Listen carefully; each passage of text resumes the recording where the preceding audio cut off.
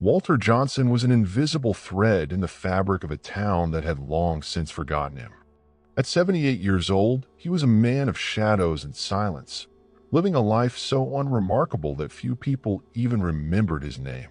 His home, a small weather-beaten house on the outskirts of town, stood like a relic of the past, its peeling paint and sagging roof mirroring the quiet decline of the man who inhabited it. Walter had lived there alone for nearly 30 years, a recluse in every sense of the word. His life was a routine so repetitive and uneventful that the days blurred together like an endless gray tapestry. Mornings began with the faint groan of floorboards as he shuffled to the kitchen, his slippered feet dragging across the scuffed linoleum. The kitchen was sparse, much like the rest of the house, with a single light bulb that flickered occasionally and a battered table that had once been sturdy but now wobbled under the weight of its years. Walter's breakfast was always the same, a bowl of plain oatmeal, slightly overcooked, and a single slice of toast without butter. He ate in silence, staring out the small window above the sink, watching the world awaken. The street outside was quiet at this hour, with only the occasional jogger or dog walker passing by. Walter observed them with a mix of curiosity and detachment, like a man peering into a world he no longer belonged to. The rest of his day followed a similar pattern. After breakfast, he would sit by the window in his small living room, a worn armchair his throne. From this perch, he could see the comings and goings of his neighbors, though few ever acknowledged him. Children on bicycles sped past without a glance, their laughter echoing faintly in the distance. Delivery trucks rumbled down the street, leaving packages on porches that were promptly retrieved by smiling families. Walter watched it all unfold, a silent spectator to a life he no longer lived. His house was filled with the echoes of a past he rarely spoke of. Photographs lined the mantel above the cold and used fireplace, their edges yellowed with age.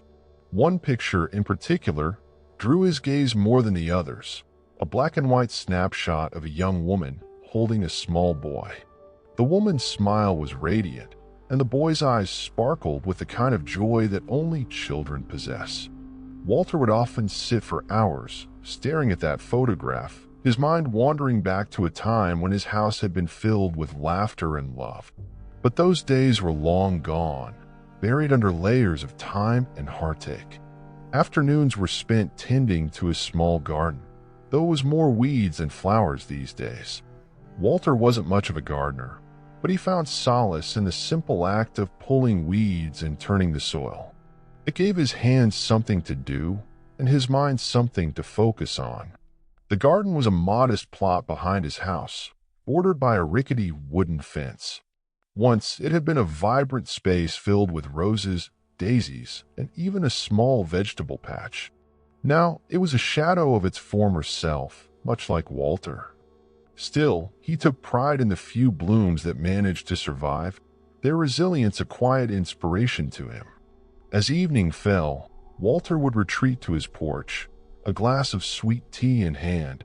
The porch was his sanctuary, a place where he could sit and watch the stars emerge one by one. He often wondered about those stars.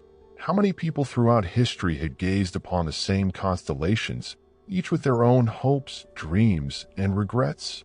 The night sky was a source of comfort to him, a reminder that even in his solitude, he was part of something much larger than himself.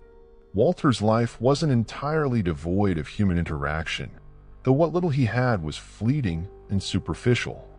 The grocery store cashier always greeted him with a polite but mechanical, "Have a nice day," and the mailman occasionally offered a friendly wave. Beyond that, Walter was largely forgotten by the world around him. His neighbors rarely spoke to him, though they often speculated about his life. Rumors swirled about who he had been and why he lived alone. Some said he had been a factory worker who never married, while others believed he was a widower who had lost his family in a tragic accident. Walter never confirmed or denied these stories. He saw no point in correcting people who didn't truly care. In truth, Walter's isolation was partly self-imposed. After losing his wife and son in a car accident nearly 3 decades ago, he had retreated from the world, unable to bear the pain of their absence. The vibrant, outgoing man he had once been was replaced by someone who found comfort in solitude and routine. His grief was a wound that had never fully healed, and he carried it with him like an invisible weight. Over the years, he had learned to live with that weight, though it sometimes pressed down on him so heavily that he felt he might be crushed by it.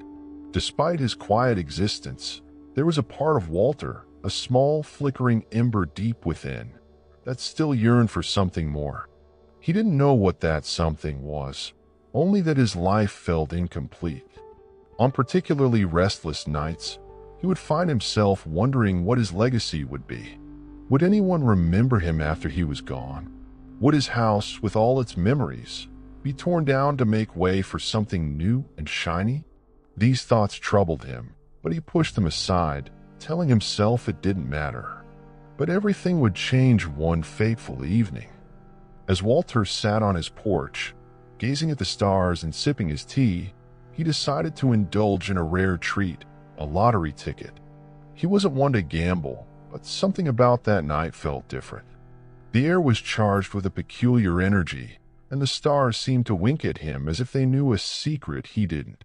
With a small chuckle, he scratched off the ticket, expecting nothing more than another losing streak to add to his collection. Instead, he stared in disbelief as the numbers matched one by one, and the realization slowly dawned on him he had won. Walter's hands trembled as he held the small, brightly colored lottery ticket, his eyes scanning the numbers over and over again as if daring them to change. He couldn't believe it. It had to be a mistake. But no matter how many times he checked, the result was the same. Walter Johnson had won the largest jackpot in the state's history, a sum so enormous that it seemed like a cruel joke. He felt a strange mixture of elation and dread, as if he had suddenly been handed the keys to a kingdom he had no idea how to rule. The silence of his home, once a comforting companion, now felt suffocating as the enormity of his fortune sank in. What was he supposed to do now? He sat down heavily at the wobbly kitchen table, the ticket still clutched in his hand. His mind raced with questions he had no answers to. Should he call someone? Who? He had no family or close friends, no one to share this surreal moment with. For a brief moment, he considered calling the lottery office to confirm his win, but the thought of speaking to a stranger about something so monumental felt overwhelming. Instead, he simply sat there, staring at the ticket and the numbers that had turned his quiet, predictable life upside down. Walter's first instinct was to hide the ticket, as though someone might burst through the door and snatch it away. He folded it carefully and placed it in an old coffee tin on the top shelf of his pantry, a spot he hadn't touched in years. The tin was dusty, its label long faded, and it seemed like the perfect hiding place for something so precious. As he closed the pantry door, he couldn't help but chuckle at the absurdity of it all. Here he was, a man who hadn't bought a new pair of shoes in over a decade, now guarding a piece of paper worth more money than he could spend in 10 lifetimes. The next few days were a blur. Walter avoided going into town, fearing that someone might see the excitement or fear in his eyes and start asking questions. He spent hours pacing his small living room, the ticket always in the back of his mind. He tried to imagine what life might look like now, but the visions felt hazy and out of reach. Would he move to a big house? Travel the world? Buy fancy cars? None of it appealed to him. The idea of leaving his little house with its creaky floorboards and peeling wallpaper felt almost like a betrayal. This was his home, the only place where he still felt connected to his wife and son. No amount of money could replace that. Eventually, Walter realized he couldn't avoid reality forever. He needed to claim the prize. The process was daunting, involving paperwork, meetings, and a level of scrutiny he wasn't used to.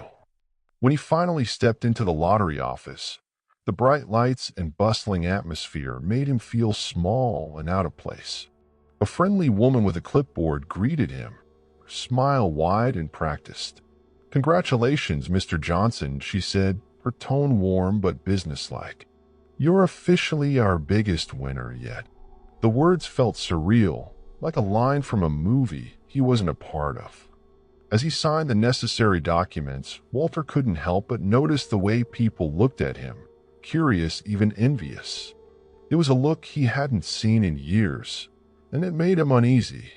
For decades, he had been invisible, a man who could walk through town without so much as a second glance. Now he was suddenly the center of attention, and he wasn't sure how to feel about it.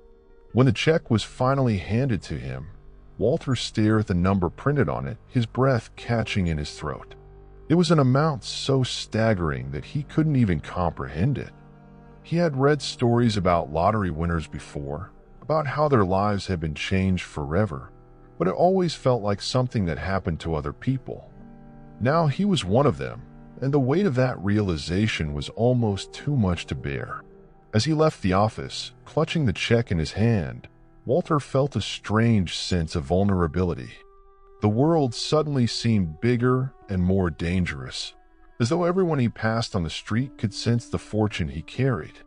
He drove home in his old, beat-up truck, his knuckles white on the steering wheel. The check was tucked safely in his jacket pocket, but he couldn't shake the feeling that someone might be following him. It was an irrational fear, but one he couldn't ignore. Back at home, Walter sat at the kitchen table once again, the check lying in front of him like a puzzle he didn't know how to solve. He thought about the life he had lived up until now. Simple, quiet, and unremarkable. He had never dreamed of wealth or luxury. His greatest ambitions had always been small and ordinary. A happy family, a warm home, and enough to get by. Those dreams had been shattered long ago, and he had spent years learning to live with the emptiness they left behind. Now, with this newfound fortune, he felt like a stranger in his own life. That night, Walter barely slept. His mind was a whirlwind of possibilities and questions. What was he supposed to do with all this money? He had no family to leave it to, no heirs to carry on his name. The thought of spending it on himself felt hollow, almost selfish. But giving it away, how could he do that without drawing attention? He had lived his life in the shadows, and the idea of stepping into the spotlight was terrifying. As the days turned into weeks, Walter began to realize that the money wasn't just a gift, it was a responsibility. For the first time in years, he felt a sense of purpose stirring within him. This wasn't just about him. It was about what he could do for others. The thought scared him, but it also excited him in a way he hadn't felt in decades. The quiet, reclusive man who had spent years fading into the background was about to step forward in a way no one could have predicted. The news of Walter Johnson's incredible lottery win spread through the town like wildfire, igniting a frenzy of speculation and excitement. At first, it was just a rumor, whispered among neighbors and exchanged over coffee at the diner. "Did you hear about old Mr. Johnson?" a waitress murmured to a customer. "They say he hit the jackpot." The words carried a sense of disbelief, as if such a thing were too outrageous to be true. After all, Walter was the last person anyone would have expected to win anything, let alone a fortune that could reshape his life, and perhaps the entire town. Soon, the whispers turned into bold proclamations. By the end of the week, Walter's name was on everyone's lips, from the grocer's stocking shelves to the high school kids loitering at the corner store. People who hadn't thought about Walter in years suddenly remembered every detail about him, or at least claimed to. "I've known him forever," one man boasted at the bar, though he had only exchanged a handful of words with Walter in his life. "He's always been a good guy. Quiet but good." Others weren't so kind, their voices dripping with envy. "What's he gonna do with all that money?" a woman scoffed. "He doesn't even have anyone to spend it on." Walter, meanwhile, remained oblivious to the storm brewing around him.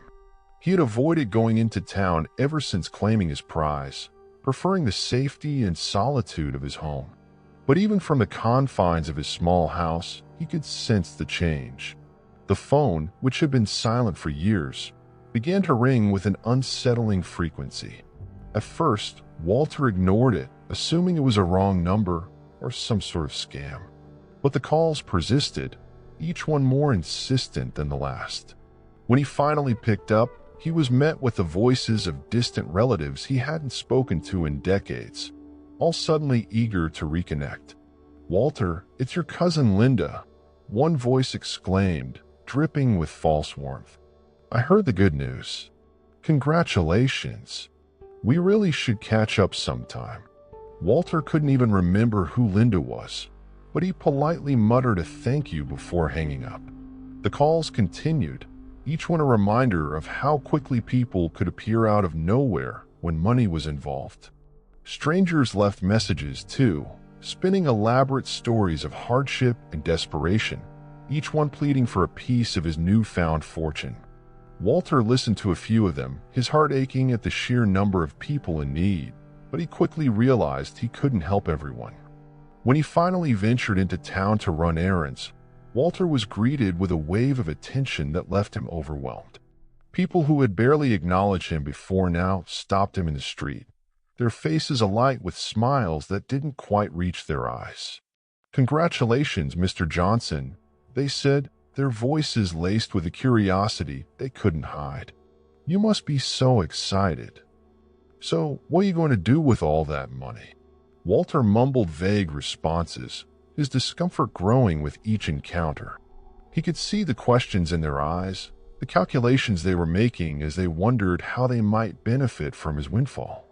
At the diner, where he had gone to pick up a slice of pie, the waitress who had always served him without so much as a smile suddenly became effusive.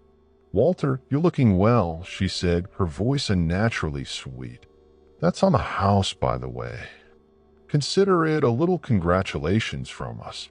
Walter nodded awkwardly, unsure how to respond. The pie, once a simple treat, now tasted strange in his mouth, sour by the realization that nothing would ever be the same. Even the familiar faces of the town now seemed foreign, their motives hidden behind cheerful facades. As the days went on, the attention became more intense. Reporters showed up at his doorstep, their cameras flashing as they shouted questions. "Mr. Johnson, what do you plan to do with your winnings?" one asked, her voice eager. "Are you staying in town, or are you moving somewhere new?" Walter, overwhelmed and irritated, refused to answer, retreating into his house and locking the door. The reporters didn't leave immediately, their presence a constant reminder of the spectacle his life had become. The townsfolk, too, began to divide into camps. Some were genuinely happy for Walter, their congratulations heartfelt and sincere. "It's about time something good happened to him," one elderly woman said to her friend at the market. "He's been through so much." But others were less generous, their envy bubbling to the surface in snide remarks. "Why him?" a man grumbled at the bar. "He doesn't even do anything." That money could have gone to someone who'd actually use it. As Walter tried to navigate this new reality, he found himself struggling with a mix of emotions. He had spent so many years feeling invisible, and now he longed for that invisibility once more. The spotlight was a heavy burden, one he wasn't sure he was equipped to carry.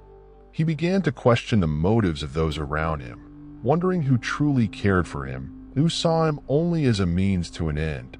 Even the small gestures of kindness, away from a neighbor, a free cup of coffee at the diner, felt tainted, their sincerity impossible to gauge. Despite his growing discomfort, Walter couldn't ignore the glimmers of possibility that came with his newfound wealth. For the first time in years, he began to think about what he could do, not for himself, but for the world around him.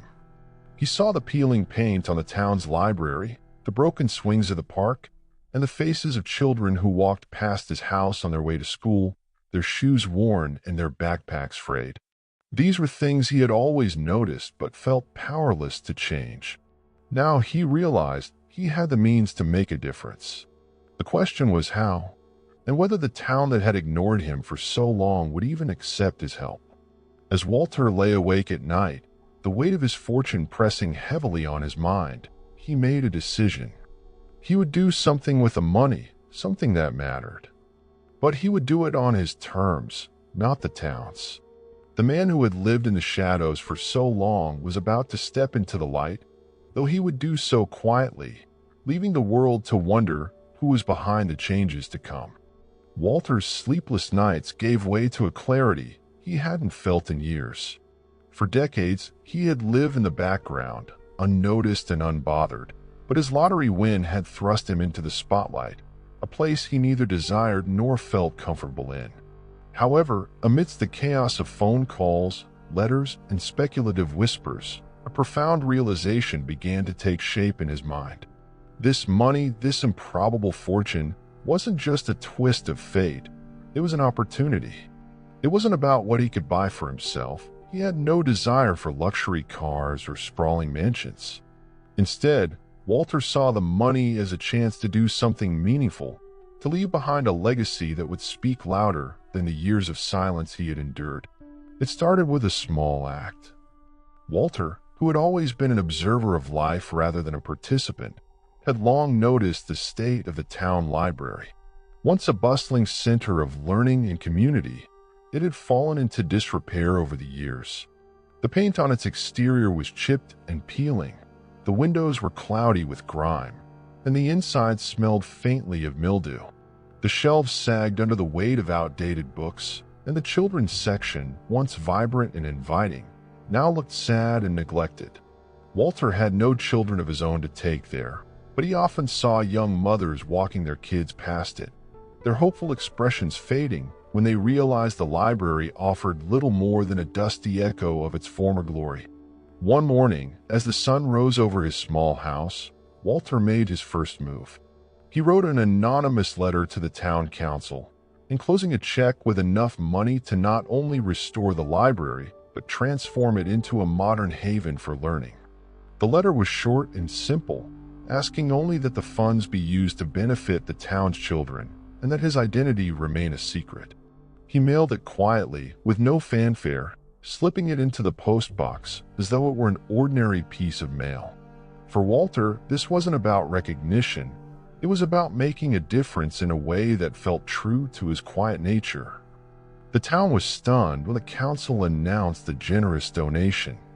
Speculation ran wild about the identity of the mysterious benefactor. Some believed it was a wealthy out-of-towner who had taken pity on the struggling community, while others suspected a former resident with fond memories of the library. Walter, listening to the chatter from the safety of his porch, felt a flicker of satisfaction. For the first time in years, he felt connected to something larger than himself, a silent architect of change in the town he had called home for so long. But the library was just the beginning. Once the restoration project was underway, Walter began to notice other areas of need in the community. There was the park, for instance, a once vibrant space where children had played and families had gathered for picnics. Now the swings hung limply from rusted chains, the benches were splintered and weather-worn, and the pond was overrun with weeds. Walter remembered sitting in that park with his wife many years ago, their son toddling beside them as they fed breadcrumbs to the ducks. Those memories, once a source of pain, now inspired him to act. With another anonymous donation, the park was given new life. The swings were replaced, the benches were repaired, and the pond was cleaned and stocked with fish. A small playground was added, its bright colors and cheerful design a sharp contrast to the dullness that had once defined the space. Walter made a point to visit the park after the renovations were complete, sitting quietly on a newly restored bench and watching the children play. Their laughter filled the air, and for the first time in years, Walter felt a sense of peace. His next project was more personal. Over the years, Walter had noticed a pattern in the letters and phone calls he received. Many of them came from people struggling with medical bills. The town's small hospital, while staffed by dedicated professionals, was underfunded and overwhelmed. Walter knew what it was like to face a medical crisis with limited resources. He had lived it when his wife and son had died. Their loss, compounded by mounting bills he couldn't pay, had left him not only grief-stricken but financially devastated. He couldn't change the past, but he could ease the burden for others. This time, Walter's donation was more strategic. He worked with an intermediary, ensuring the funds would go directly to paying off the hospital debts of those most in need. The arrangement was discreet, with the recipients never knowing the identity of their benefactor. The impact was immediate and profound. Families who had been drowning in debt suddenly found relief, their gratitude palpable even though they had no one to thank. Walter, watching from the sidelines, felt a quiet pride in knowing he had made a difference, even if no one knew it was him. As Walter's acts of kindness began to ripple through the community, the town's perception of him started to shift. The reclusive old man who had once been an object of curiosity and pity was now the subject of admiration, even if no one realized he was behind the changes. People began to speak of the guardian angel who was transforming their town, a figure shrouded in mystery but deeply appreciated. Walter, however, remained steadfast in his anonymity. For him, the joy was in the giving, not in the recognition. In the quiet moments between his projects, Walter found himself reflecting on his newfound purpose. The money which had once felt like a burden now felt like a gift, not for what it could buy, but for what it allowed him to do. For the first time in years, he felt a sense of connection to the community he had long felt apart from. He was no longer just an observer of life. He was a participant, leaving his mark in ways that would outlast him. Yet, even as Walter embraced his role as the town's silent benefactor, he couldn't shake a nagging question. Was he doing enough? The money, though vast, was not infinite. He had to choose his projects carefully, prioritizing the needs he felt were most urgent. But with each decision came the realization that there were still so many people he couldn't help, so many problems he couldn't solve. The weight of those unmet needs pressed heavily on him, a reminder that even the most generous acts had their limits. Still, Walter pressed on, determined to make the most of the time and resources he had. With each new project, he felt a growing sense of fulfillment, a sense that he was finally living a life of purpose. And though he remained a mystery to the town, his impact was undeniable. The man who had once been invisible was now a quiet force for good, his actions speaking louder than words ever could. As weeks turned into months, Walter's quiet philanthropy became the lifeblood of a town that had grown weary of struggle. Each act of kindness, though shrouded in mystery, left an indelible mark on the community. Yet for Walter, these deeds weren't about accolades or recognition. They were deeply personal, born out of a desire to give meaning to a life that had, for so long, felt hollow. The old man who had once been a forgotten figure in the shadows was now shaping a legacy that would outlive him, even if no one ever knew his name. Walter's next endeavor was a project that struck at the heart of the town's future: education. Every morning, as he sipped his tea and watched the children walk past his house on their way to school, he couldn't help but notice the threadbare backpacks, the too small shoes, and the weary expressions of kids who carried burdens far too heavy for their years. Walter had been a father once, and though time had dulled the sharp edges of his grief, the sight of those children stirred something deep within him. He thought about his son, who'd been bright and curious, always eager to learn. If circumstances had been different, who might his son have become? With this in mind, Walter decided to establish a scholarship fund for the town's students. He worked in secret, reaching out to a trusted attorney to set up the fund in a way that would ensure its longevity. The scholarships weren't just for top-performing students. They were for anyone with a dream, whether it was to attend college, learn a trade, or pursue a passion that had seemed out of reach. Walter wanted to give these children something he could never give his own: a chance to build a future. The first recipients of the scholarships were announced at the town's annual spring fair, a cheerful event that brought the community together for a day of games, food, and celebration. Walter, as always, stayed on the periphery, watching from a distance as the mayor took the stage to deliver the news. The recipients, a mix of high school seniors and adult learners, were called forward one by one, their faces a mixture of shock and joy. This generous scholarship, the mayor announced, has been made possible by an anonymous benefactor who believes in the power of education to change lives. Walter's chest tightened as he watched the young recipients beam with pride, their families cheering from a crowd. He thought about how his own father, a factory worker who had never finished high school, had sacrificed so much to give him a shot at a better life. Though Walter had never been able to pay that sacrifice forward to his own son, he realized he could honor it in this way. The applause that filled the air wasn't for him, but it warmed his heart all the same. But Walter's generosity didn't stop there. With the scholarship fund in place, he turned his attention to another pressing need: healthcare. The small-town hospital, while functional, lacked the resources to provide comprehensive care. Walter remembered the long nights he had spent in hospitals, waiting for news that never came, and the crushing weight of medical bills that followed. Those memories, though painful, became the catalyst for his next project. Working through intermediaries, Walter funded the construction of a new wing at the hospital, complete with state-of-the-art equipment and a dedicated pediatric unit. The town was stunned when the plans were announced. Who could have made such an extraordinary donation? Speculation reached a fever pitch, but Walter remained silent, content to let others take the credit if it meant the work would get done. The groundbreaking ceremony was a grand affair, with speeches and ribbon cutting and even a local news crew to cover the event. Walter didn't attend. Instead, he watched the ceremony on television, a small smile playing on his lips as he sipped his tea. As the months went on, the changes in the town became impossible to ignore. The renovated library buzzed with activity, its shelves stocked with new books, and its study rooms filled with students.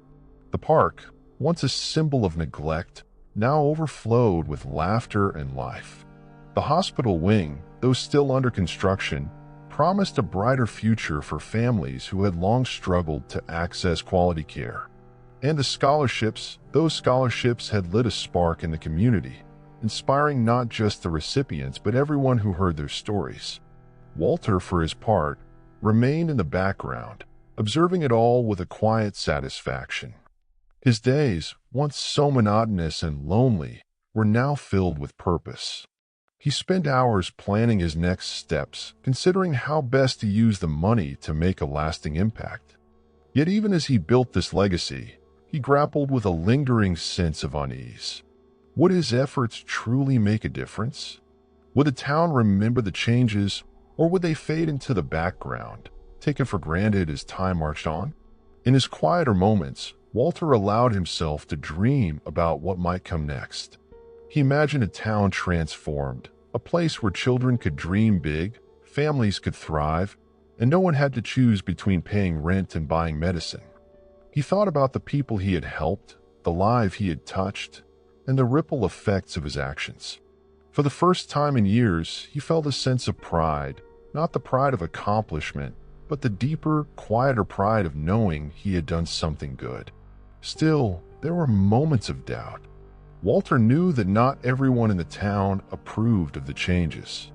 Some saw the anonymous donations as meddling, an outsider's attempt to impose their will on a community they didn't truly understand. Others questioned the benefactor's motives, speculating about hidden agendas and ulterior motives. Walter overheard snippets of these conversations when he ventured into town, their words like tiny pinpricks against his fragile resolve. He reminded himself that his actions weren't for them. They were for the children playing in the park, the patients in the hospital, and the students chasing dreams that had once seemed impossible. As he sat on his porch one evening, watching the sun set over the town he had come to love in his own quiet way, Walter felt a deep sense of peace. He knew that his time was finite, but his legacy would endure. The changes he had made weren't just temporary fixes, They were seeds planted in the fertile soil of a community that had the potential to grow into something beautiful. And though no one might ever know his name, Walter found solace in the knowledge that his life, once so small and solitary, had become a part of something much larger. But as the stars began to dot the darkening sky, a thought crept into Walter's mind, one that would not let go. He had done so much, but was it enough? What if there was still more he could do, more lives he could touch? The question lingered, a spark that would ignite the next chapter of his extraordinary journey. As Walter poured himself into his acts of anonymous kindness, the weight of his past began to resurface in unexpected ways. The changes he had wrought in the town, the scholarship fund, the hospital wing, the library, and the park, had brought him a measure of peace, but they also stirred memories he had long buried. Each project, each act of giving, seemed to tug at the threads of his carefully guarded grief, unraveling the life he had built around it. The closer he came to transforming the town, the more he found himself revisiting the moments that had shaped him into the man he was. Walter had always been a private man, even before tragedy struck. He wasn't one for grand gestures or public displays of emotion. His love for his wife Eleanor and their son Daniel had been quiet and steady, like the ticking of a clock, a constant rhythm that gave his life meaning. They had lived in a modest home filled with laughter and warmth, a stark contrast to the empty house he now occupied. But all of that had changed on a rainy night 30 years ago, when a drunk driver ran a red light and shattered Walter's world in an instant. He had replayed that night in his mind countless times, searching for something he could have done differently, some way to rewrite the ending. But the facts were immutable. Eleanor and Daniel had been driving home from a school event when the collision occurred. Walter, waiting for them with dinner on the stove, had answered the phone to hear the news that would define the rest of his life. The grief had been all-consuming, a tidal wave that left him gasping for air. In the years that followed, he withdrew from the world, finding solace only in the routines that allowed him to keep moving forward, one day at a time. But now, with each new project he undertook, Walter felt his grief shifting. It was no longer a weight that pinned him down, but a force that propelled him forward. He wasn't just giving back to the town for its own sake, he was honoring the memory of the family he had lost. The scholarships were for kids like Daniel, who had dreamed of becoming an engineer. The hospital wing was for Eleanor, who had spent her career as a nurse, caring for others with compassion and grace. Every decision Walter made was a tribute to the life he had once lived, a way to ensure that their legacy didn't end with him. The townspeople, unaware of Walter's connection to these projects, began to piece together their own version of events. Rumors swirled about the mysterious benefactor's identity, with theories ranging from a wealthy retiree to a benevolent stranger passing through town. Walter listened to these speculations with a mixture of amusement and sadness. He wanted to tell them the truth, to share the story of why he was doing what he was doing, but he couldn't bring himself to step into the spotlight. The anonymity gave him freedom, allowing him to focus on the work without the distractions of praise or criticism. Still, the past had a way of finding him, no matter how carefully he tried to avoid it. One afternoon, as Walter walked through the newly renovated park, he found himself drawn to a group of children playing on the swings. Their laughter was infectious, and for a moment, he allowed himself to imagine what it might have been like if Daniel had lived. Would he have brought his own children here to play? Would Walter have been the doting grandfather, pushing them on the swings and telling them stories of their father's childhood? Lost in thought, Walter didn't notice the woman who had approached him until she spoke. "Beautiful, isn't it?" she said, her voice warm and kind. Startled, Walter turned to see a woman in her 60s, her gray hair pulled back into a neat bun. She introduced herself as Margaret, a retired teacher who had recently returned to town. "I've heard so much about what's happening here," she continued. "All these changes, it's like the town has come alive again." Walter nodded, unsure of how to respond. Margaret didn't seem to expect an answer. Instead, she gestured to the swings. "You know, I used to bring my students here for field trips," she said. "It was in terrible shape back then, but they didn't mind. Kids have a way of finding joy in the simplest things." Her words struck a chord with Walter, reminding him of Daniel's boundless enthusiasm and curiosity. As they chatted, Walter found himself opening up in a way he hadn't in years. He didn't reveal his role in the park's transformation, but he shared snippets of his life, his love for gardening, his late wife's passion for nursing, and his son's dream of building things. Margaret listened intently, her eyes filled with empathy. "It sounds like you've been through a lot," she said gently. "But it also sounds like you found a way to keep moving forward. That's not an easy thing to do." Their conversation lingered with Walter long after Margaret had left.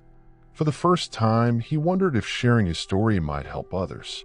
He had spent so long guarding his pain, believing that it was his burden to bear alone. But perhaps, he thought, there was strength in vulnerability, in allowing others to see the cracks in the armor he had so carefully constructed. That evening, Walter sat at his kitchen table, staring at the photograph of Eleanor and Daniel that had occupied its place on the mantel for so many years. He traced the edges of the frame with his fingers, feeling the familiar ache in his chest. "I hope I'm making you proud," he murmured, his voice barely audible.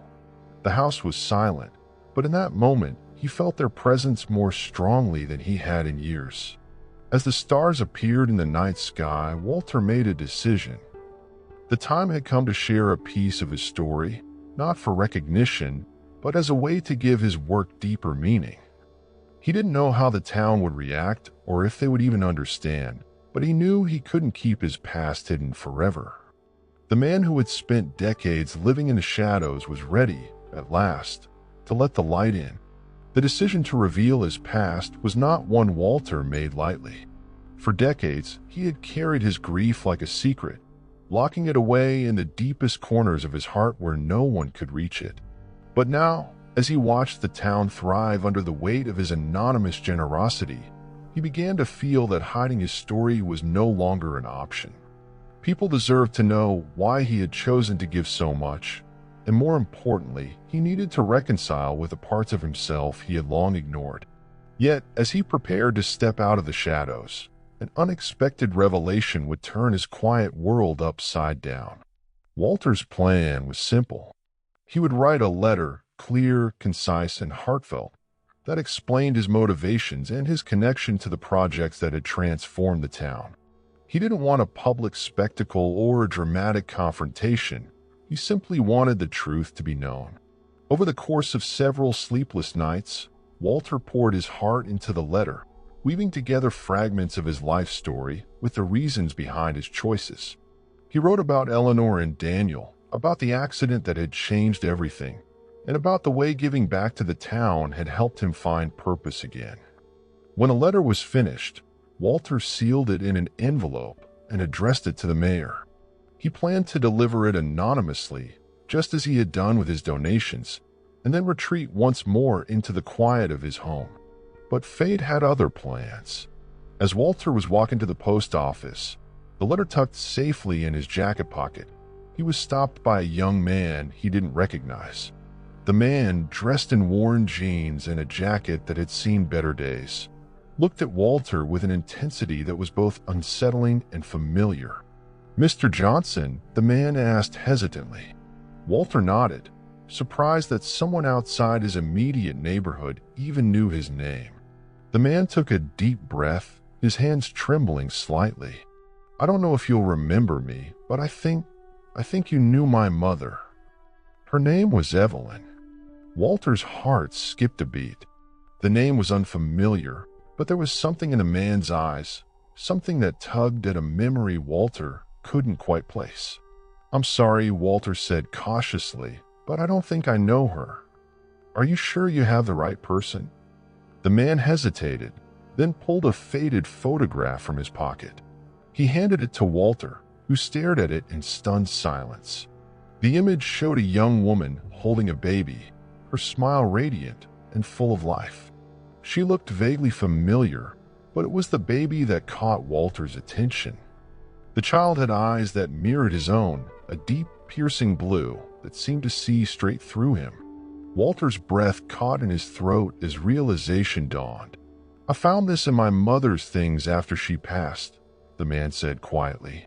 "She always told me my father was gone, but she never said who he was. When I saw your picture in an old newspaper article about the lottery, I thought maybe it was you." The world seemed to tilt beneath Walter's feet. He clutched the photograph tightly, his mind racing. Could it be true? Had he fathered another child, one he had never known about? The timeline was a blur, but he remembered a brief, fleeting connection with a woman named Evelyn many years ago, before he had met Eleanor. It had been a brief relationship, one that ended amicably, and he had never thought of it again. But now, staring at the man before him, he couldn't deny the possibility. "I don't know what to say," Walter stammered, his voice thick with emotion. "I had no idea." The young man nodded, his expression a mixture of hope and apprehension. "I'm not asking for anything," he said quickly. I wanted to know. And I thought maybe you'd want to know." Walter felt a whirlwind of emotions, shock, guilt, and an unexpected surge of joy. For so long, he had believed himself to be utterly alone in the world, a man with no family or legacy. But now, standing before him was a connection to the past he thought he had lost forever, and perhaps a glimpse of the future he never thought he'd have. Over the next few weeks, Walter and the young man, whose name was James, began to piece together the fragments of their shared history. James had grown up in a neighboring town, raised by Evelyn, who had never spoken much about his father. She had passed away a year earlier, leaving behind the photograph and a handful of letters that hinted at a relationship she had never fully explained. Walter read the letters with a mixture of awe and heartbreak, learning for the first time about the life he had missed and the son he had never known. But as Walter began to embrace this unexpected chapter of his life, questions arose that he couldn't ignore. What did this mean for his legacy? Would the town see him differently if they knew about James? And most importantly, how could he reconcile the life he had built around Eleanor and Daniel's memory with this new undeniable connection to James? Walter decided to tell James the truth about the lottery and the work he had done in the town. Together, they walked through the park Walter had restored, visited the library he had rebuilt, and stood in front of the hospital wing that was nearing completion. James listened intently, his admiration for Walter growing with each story.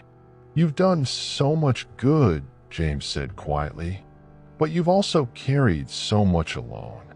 You don't have to anymore." For the first time in decades, Walter allowed himself to lean on someone else. He and James began to work together, planning the next steps for Walter's philanthropic efforts. But Walter couldn't shake the feeling that this twist of fate was more than just a personal revelation. It was a reminder of the complexities of life, of how even the most unexpected events could lead to growth and healing. And yet, Walter knew the hardest part was still to come. The town had embraced his anonymous generosity, but how would they react if they learned the full truth about the man behind it? As he prepared to share his story publicly, Walter braced himself for the possibility that his actions, once seen as selfless, might now be viewed through a different lens. He was about to step fully into the light, knowing that the truth could both heal and divide, but confident that it was a risk worth taking.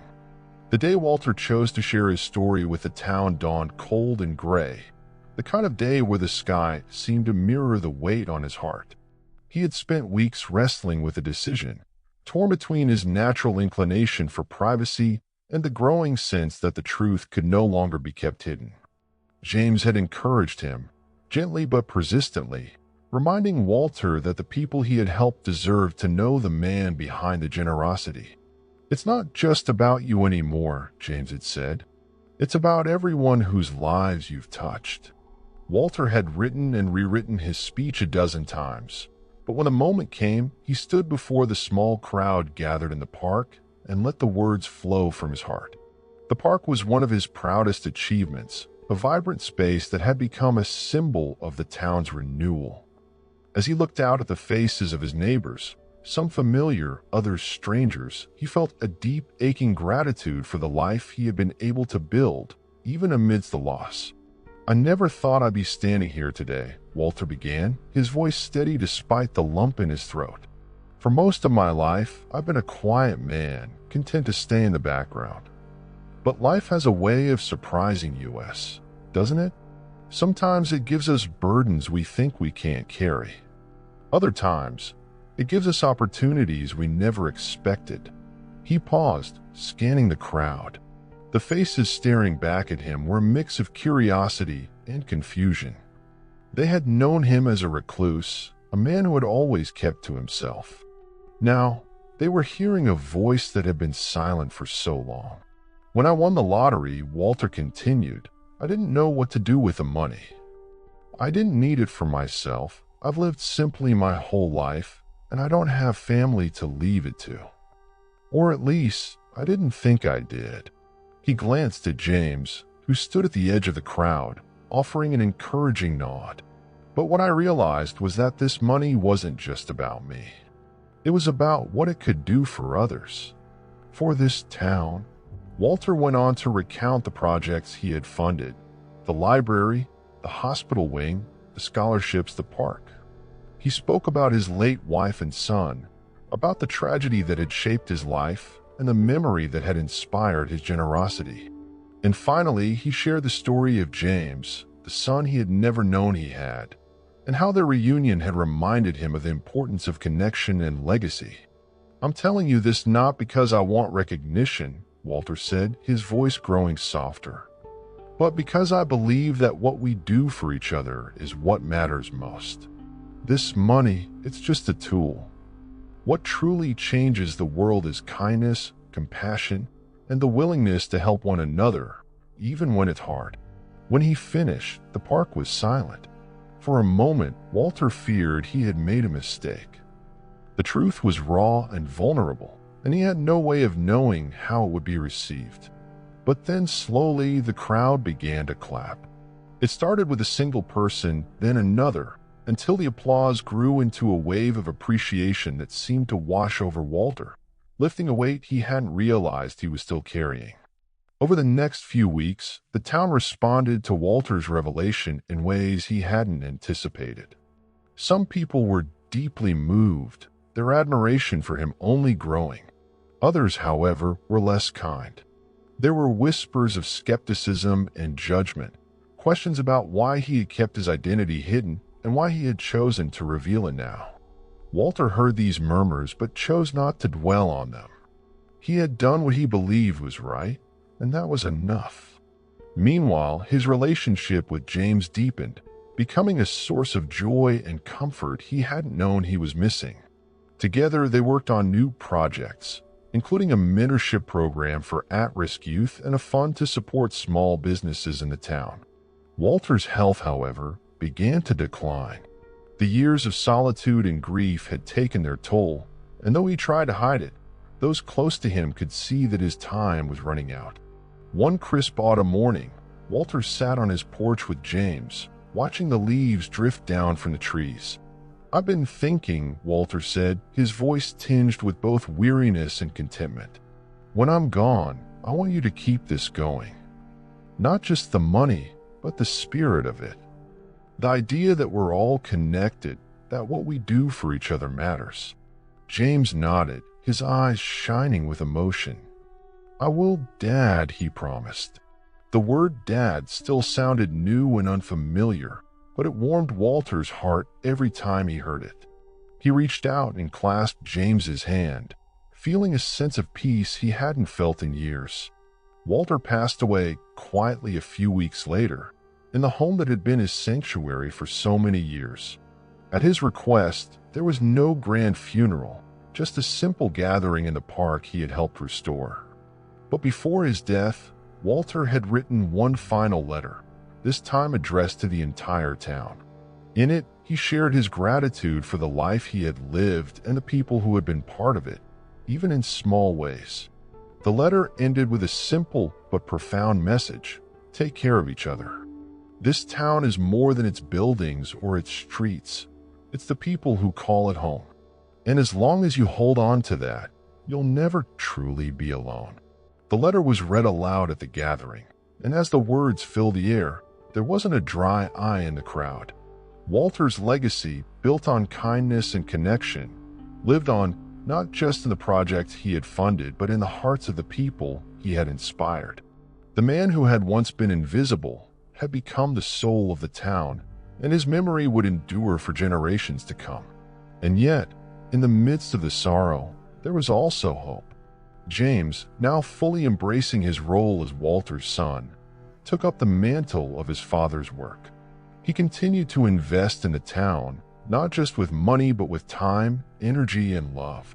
The story of Walter Johnson, the quiet man who had given so much, became a tale passed down through the years, a reminder of the power of compassion and the enduring impact of a single life.